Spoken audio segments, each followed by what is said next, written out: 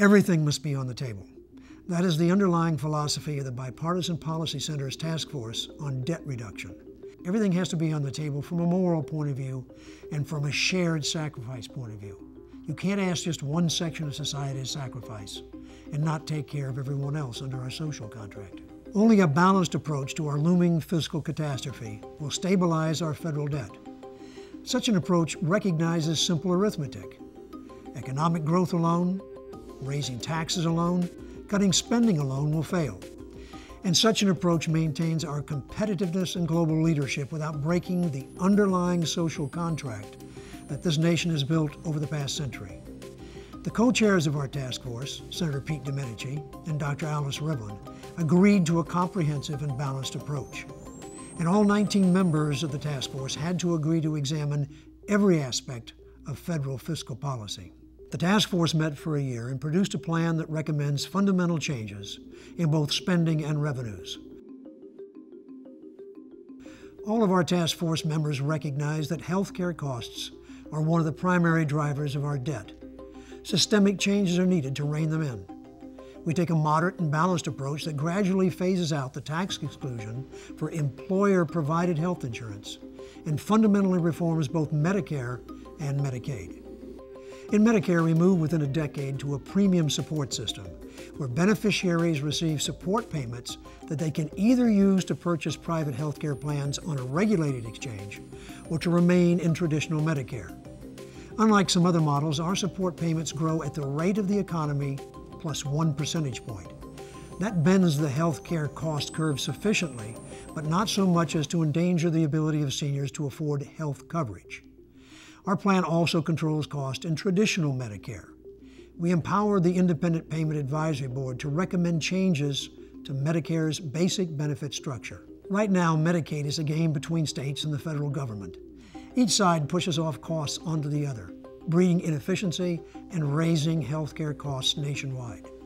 The task force plan ends this expensive cost shifting by separating and delineating financial and administrative responsibilities for Medicaid.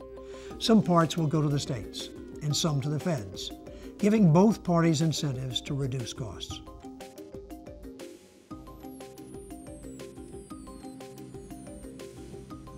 We tackle Social Security not for deficit reduction, but to improve it and ensure it remains solvent for future generations through a balanced approach.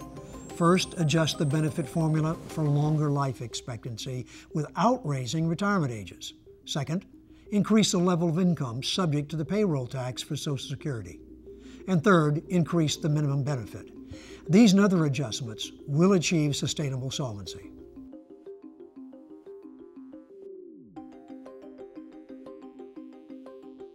In national defense, personnel costs are the biggest spending driver. The task force recommends a 5-year hard freeze on defense. We illustrate how these savings could be achieved. This plan maintains our unparalleled world standing while achieving important deficit reduction.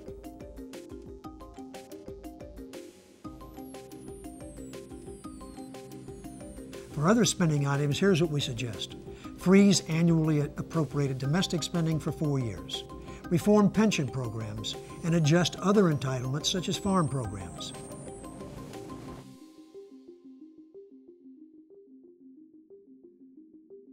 We recommend a complete overhaul of the tax code. Reduce the 6 individual brackets to 2 and cut them to 15% and 27%. Cut the present corporate tax rate of 35% to 27%. Close corporate tax loopholes, eliminate the vast majority of tax expenditures, and simplify and improve the rest. Convert both the home mortgage interest deduction and the charitable contribution deduction into flat refundable tax credits, increasing fairness. Finally, increase help for lower income workers through changes to the Earned Income Tax Credit and the Child Tax Credit. We recommend a 6.5 deficit reduction sales tax that will raise enough revenue to reach our debt stabilization goal. These changes simplify the tax system, increase compliance and progressivity, and allow more than half of all taxpayers to comply without filing a tax return.